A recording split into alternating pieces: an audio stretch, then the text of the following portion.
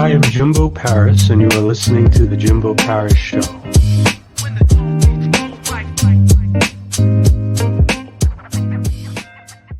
All right. Hello, everyone. How's it going? This is Jimbo Paris. Welcome back again to The Jimbo Paris Show. So today we have Elliot Schwartz. He's an entrepreneur, growth strategist, visionary, and also an advisor.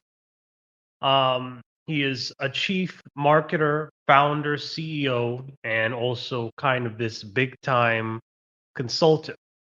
And he sort of helps people to sort of grow and sort of improve their livelihoods and their approaches to situations. So let's sit down and let's see what he has to say.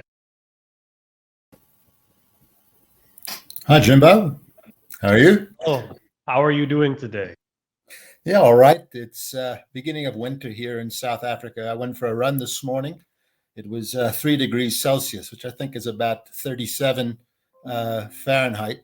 So it was a bit cool, but I guess that comes with the time of year while you guys are moving into summer. All right. Fascinating. So Yeah. you're from South Africa. I'm actually American, but I've been living in South Africa full time since 1980.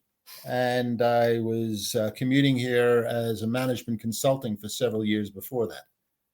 And then in 1980, the client that I had at the time said, "Why don't you stop commuting? Why don't you come and join us as our marketing director for a couple of years and help implement the strategy that I was involved in developing?"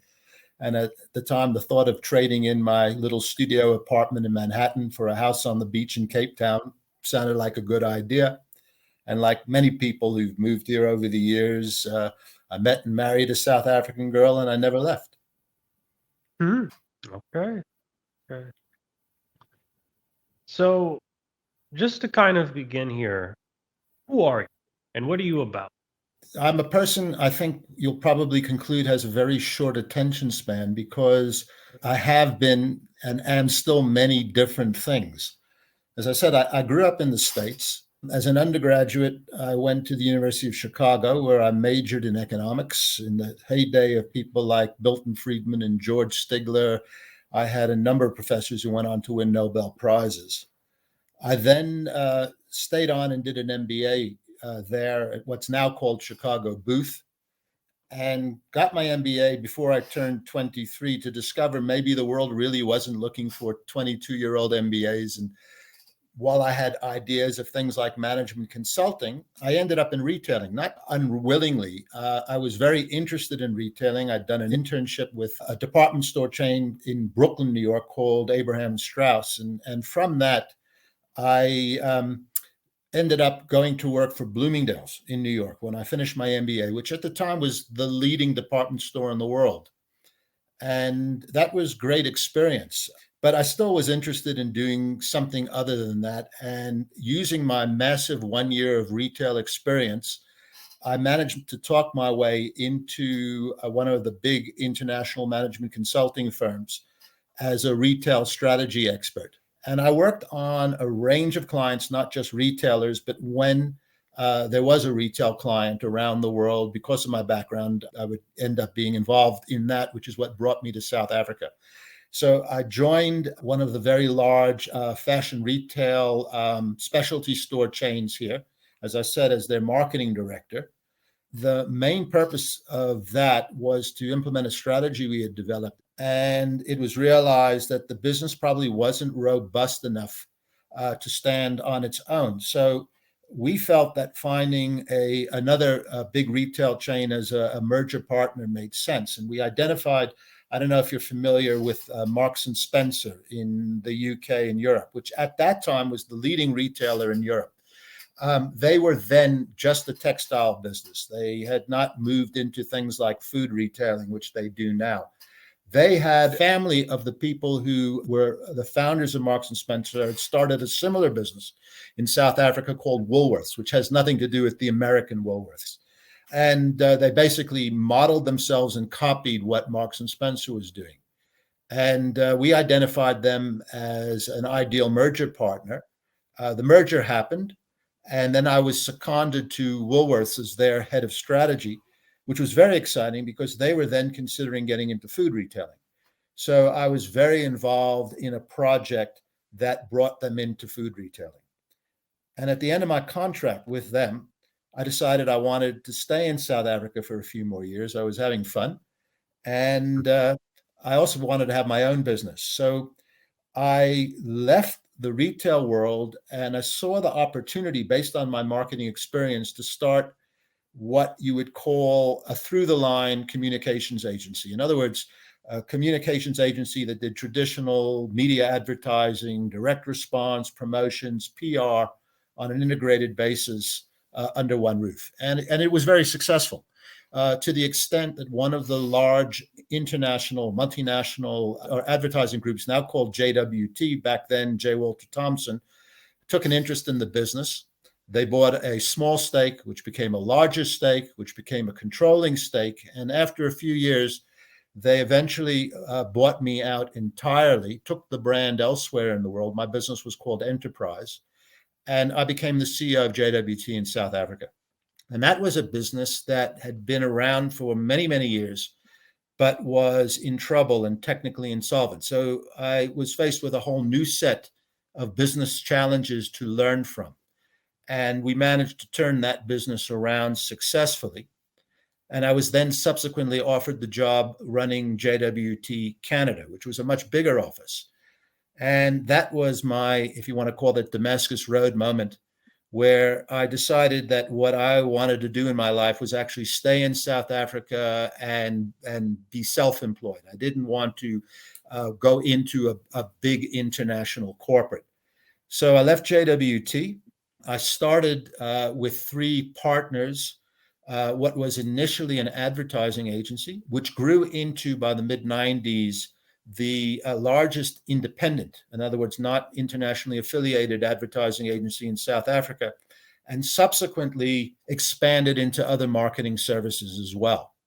And then in the late 90s, we got bought out by a group of business services that were looking to list, and they were buying businesses to bulk up for the purposes of a listing. And we were bought a year later. The listing happened. Just before the listing, the company lost its CEO. So they approached me and said, "Don't I want to be the CEO?" And at that time, I thought, well, I've never had a failure in my life. Everything I've done has been successful. I can do anything. So I became the CEO of a listed group, and I had probably the three most miserable years of my life because I really got into something that I hadn't bothered to understand in advance. And as I began to understand it, I realized that this was a business that was poorly constructed. The component parts, some of them were completely broken. They didn't fit together. And I spent 3 very unhappy years basically unbundling that, and successfully. At the end, we sold off all the businesses. We sold the listed shell. And this was end of 2001, beginning of 2002. So now I've got to decide, what do I do for the rest of my life? And I thought, no, I'm not going to go back into another big business. I'm going to work for myself. So since then, what I've been doing is a range of things because I have a short attention span. I do consulting as a one-man band for businesses on business strategy and business development. I work for some as a kind of part-time outsourced marketing director, but I also have my own business interests in various fields, ranging from over the years from insurance to tourism. It's not just things like marketing communications and so on and so forth. And as I've gotten older, I'm 69 now. What I've been doing more and more is basically working more hands-on with younger entrepreneurs, typically startups or early stage businesses, using my experience and knowledge to help them get going. I work with them either as a strategic advisor or a non-executive director. I'm the chairman of a small technology business that's a startup in the UK. And I'm enjoying myself because I get to do a lot of different things, which appeals to my ability to focus for too long on only one thing. And in between, I get to indulge my other personal interests. I mentioned to you up front, I run. maybe not as much as I used to at my age, but I've done over 150 standard and ultra marathons. Today I do a lot of trail runs. And I also am passionate about trekking and climbing. I've done many trips throughout Africa, and I go regularly to Nepal. In fact, how I got involved in the show is you interviewed a guy named Jeff Raisley a while back. Jeff and I were in college together and played rugby together 50 years ago. And we both share a passion for Nepal, and we've been to Nepal several times together. And I've continued doing that. So, that's it's a lot of different things. And this is a very long answer, but hopefully that tells you who I am. Yes, also a very good answer as well. I learned quite a bit about you through that full explanation, and I didn't even know you were in areas such as tourism as well. Mm-hmm. And are these tourism aspects kind of focused around South Africa, or? My largest single failure, I'll put it that way, as an entrepreneur was in the late 90s. I was an investor and founder of would have been of a successful business that was developing and opening a portfolio of specialist lodges in East Africa. We have a lot of tourism into Africa that's built around game viewing, and that's fantastic. But there's so many other things here. And we had put together a portfolio of lodges that addressed multiple different interests, and we had significant backing around them. We had our environmental impact assessments done and approved. We had our social impact assessments done and approved. And we were in the middle of fundraising when 9/11 happened. And what happened at that time was the investors, who were primarily American, ran scared and pulled out. And consequently, we would have had to go back to square one and start over again.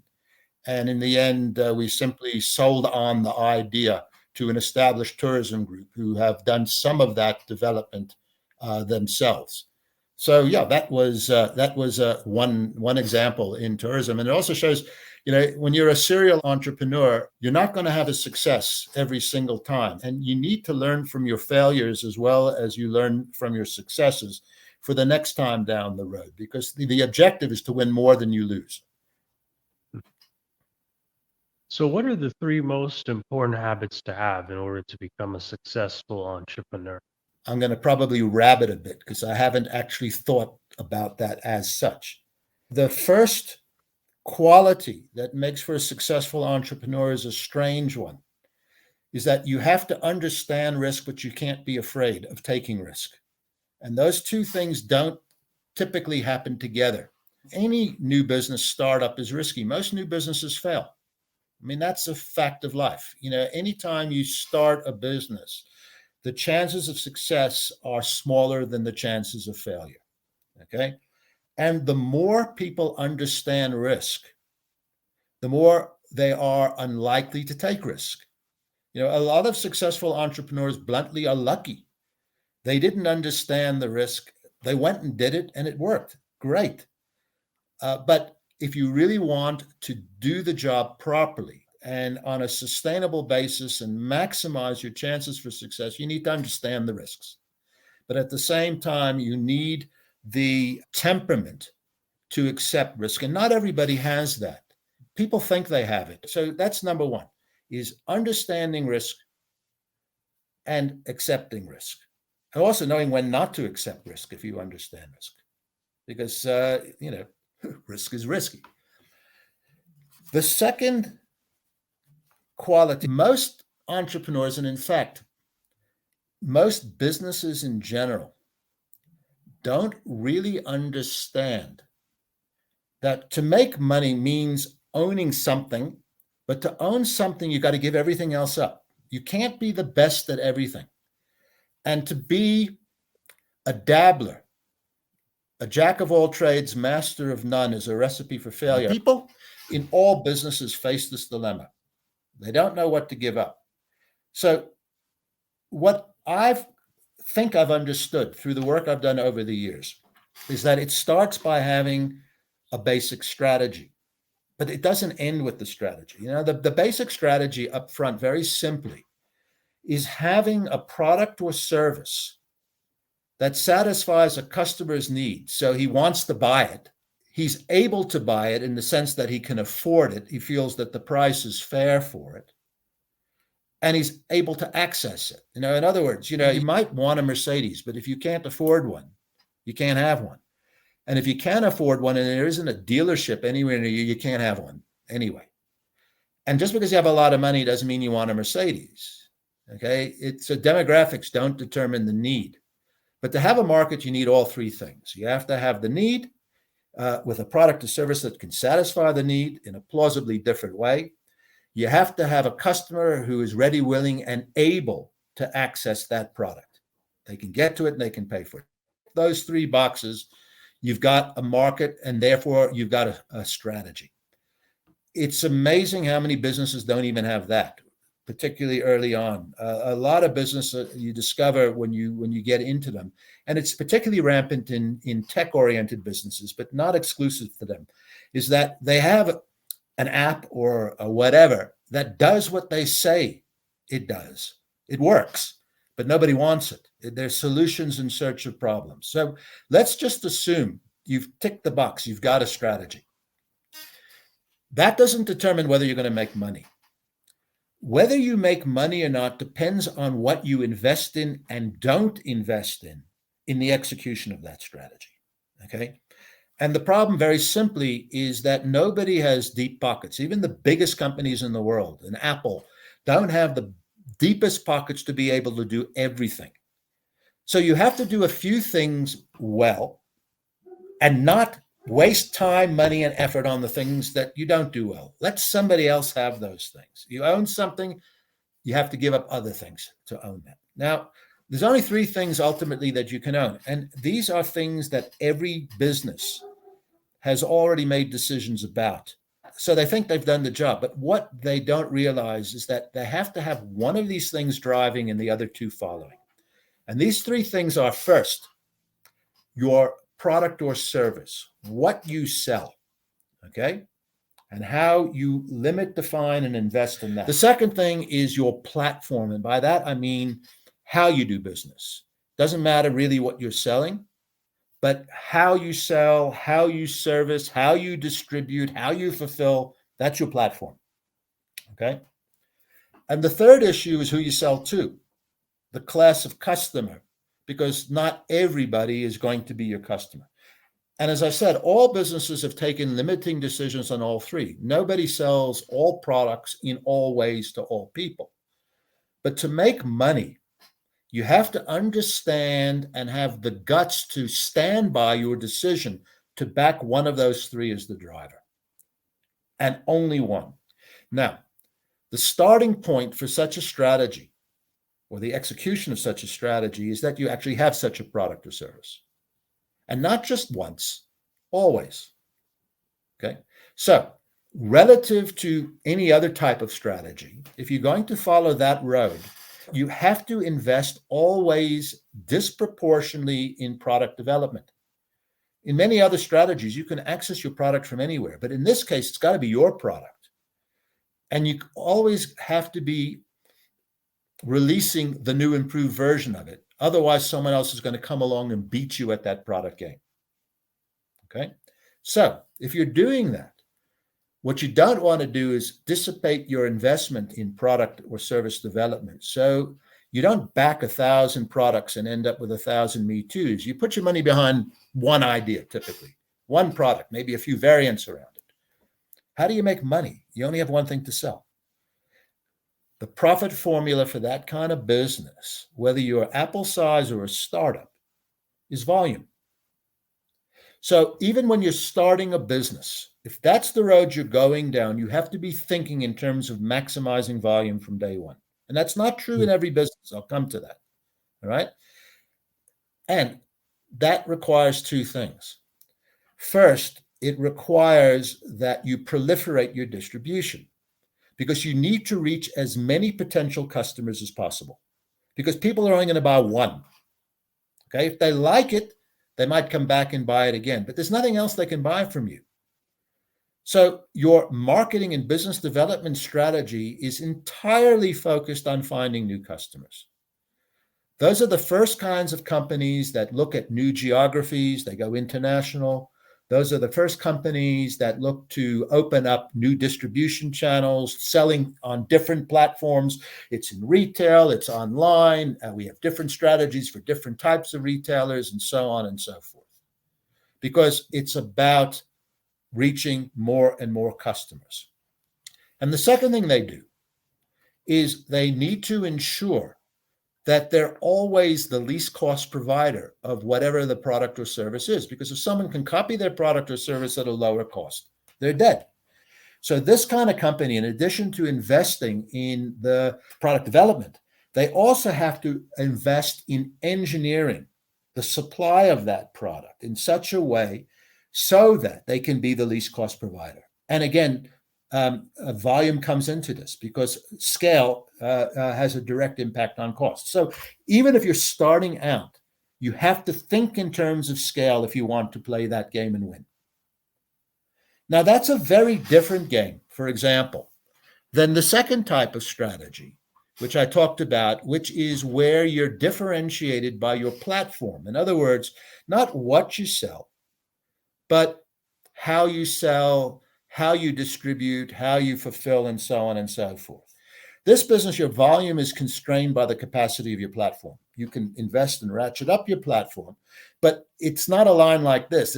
It ratchets up. So the profit formula in this type of business is about maximizing the utilization of your platform, okay? And also maximizing the operational efficiency of the platform, bringing down the cost. All the work goes into engineering the platform.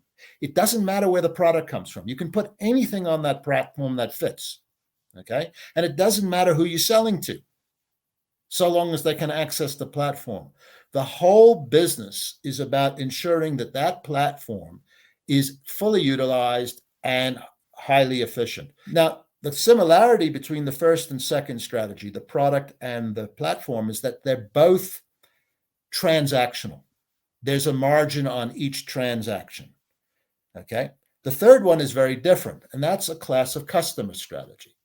Now, as I mentioned before, nobody sells all products in all ways to all people, but only in some strategies does ownership of a particular class of customer actually define your business. So it's not transactional like in the first two strategies.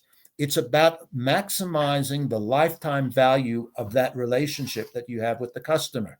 And that generally involves swings and roundabouts. There are times where you're prepared to take a small loss in order to make a bigger win later down, okay, and so on and so forth. So the point I'm making is when you're starting a business and you have no business,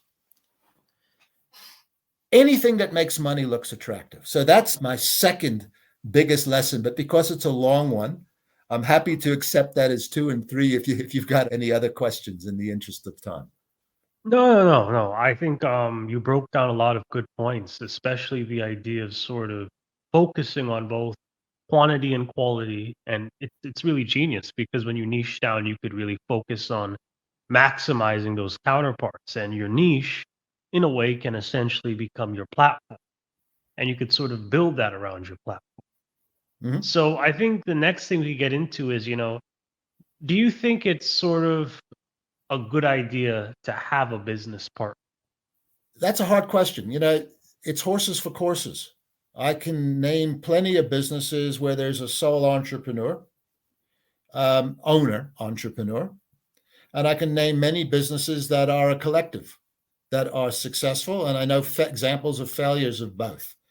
I think it really depends on your own personal style and what you're trying to build. I think you also need to differentiate in a business between the skills you require and how you choose to remunerate those who provide the skills. Now, obviously, you need all the skills that are required in any business, but not every one of those skills needs to come from a shareholder. Okay? A shareholder, keep in mind, shareholding whether you're providing equity in capital or in sweat, okay, there's an investment. All right. And if we break an investment down to money, the one thing about money is that regardless of how you get money, a dollar is a dollar. A dollar raised in equity or a dollar raised in debt is a dollar. But the way you get money has different costs and obligations attached. When you borrow money to do something, you pay interest. That's the cost. There's a price for the money. But once you've repaid it, there's no further obligation. When you take equity, whether it be in the form of cash or sweat that you convert into cash, okay, there's a recurring obligation because that equity needs to produce onward and onward. And what you would expect for that is a recurring contribution. So if you're bringing in a partner, okay, you expect that partner to make a recurring contribution, and he would expect the same of you, okay, because you're both equity holders in a business, okay. It has to be related to that. If you're not getting it that way, buy it. Like the dollar you bought by borrowing, there's a price. If you need to buy an employee or buy an outsourced service provider to provide something, if that's all you want from them, that's a better way to do it. And it also comes down to style. I mean, some people feel more comfortable with other people around them. Some people don't. I've been in both situations. I kind of like having partners. I've had partners more often than not, but I've also been a solo entrepreneur at times. Another point that comes out of that, which could be, let's call it number 3 in terms of lessons for entrepreneurs. One of the most difficult things to understand when you're an entrepreneur is that you wear more than one hat, okay? You are an investor in the business, even if it's just sweat equity. You're an investor in the business. You're a director of the business. And you're an employee executive of the business. Now, in a big listed group, very few people wear more than one hat. But in a small entrepreneurial business, you're going to wear 2, if not 3 of those hats. They're fundamentally different, and at times they're at odds with each other. So these things, yes, ideally they work together, and a business functions best, obviously, when they work together. But these things are sometimes at odds with one another. And when you're a small business or a startup, you're wearing all 3 hats. So you need to, when you're thinking about a problem or an issue in the business, understand which hat you're wearing at the time. When you talk to someone about your business, a customer, an employee, a director, another shareholder, it actually makes sense to tell them up front what hat you're wearing when you speak to them, okay? And it's confusing. It's hard. I've made plenty of mistakes, and I've thought about this. People that haven't thought about this don't even realize when they're making these mistakes. When you're talking to someone as a fellow executive and he thinks you're talking to him as the owner of the business, it leads to a different dynamic. And what type of advice would you give to someone who is trying to maybe become an entrepreneur? Look, the kind of advice is generic advice that goes with most things in life is, first, think about what you're going to do. Try to understand as best you can what you're getting into, okay?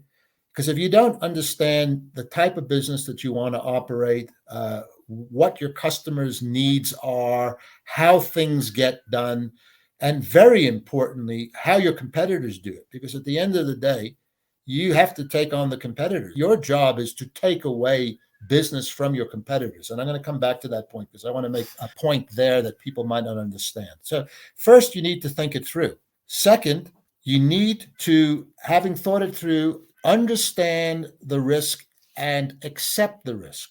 And the risk can be losing your house if you're putting your house up to fund it. If you're not prepared to do it, don't do it, because there's always a chance it won't work.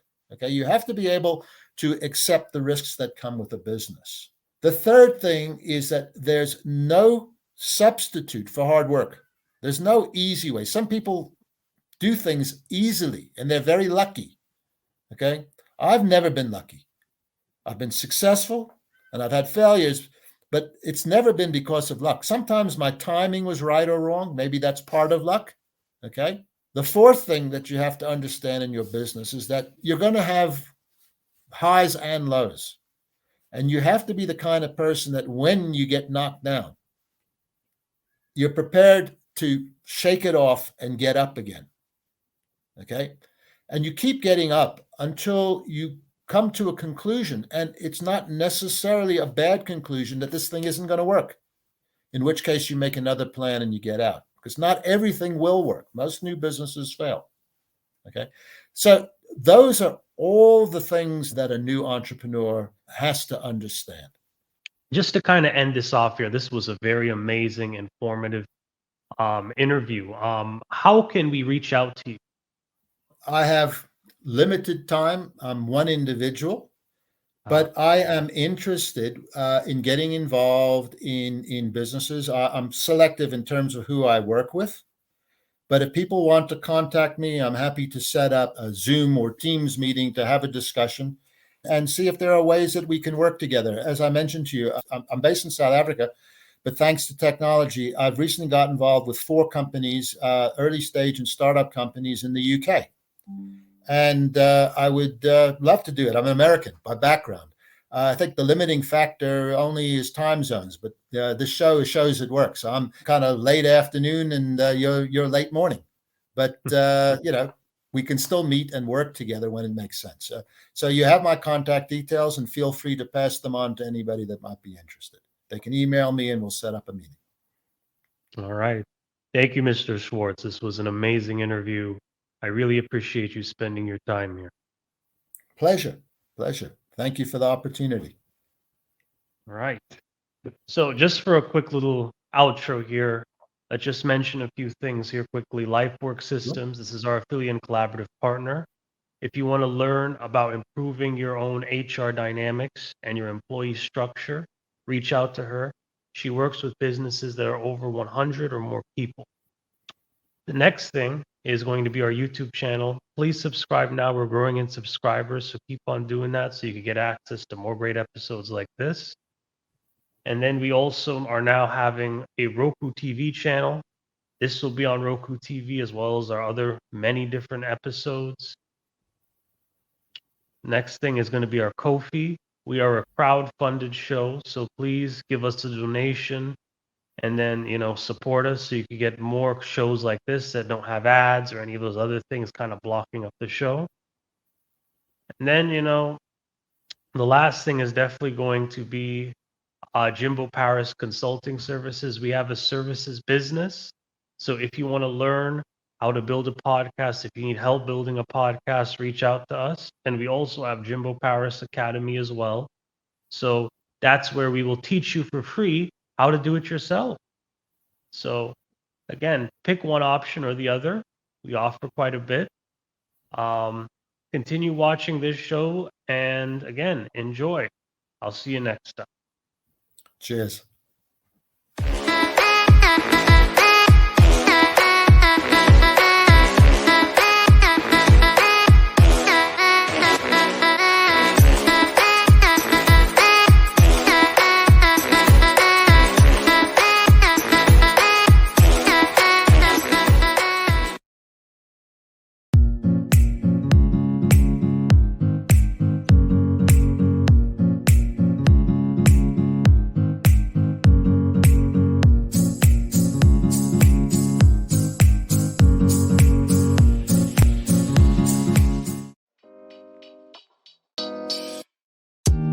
Thank you for listening to the Jimbo Paris Show.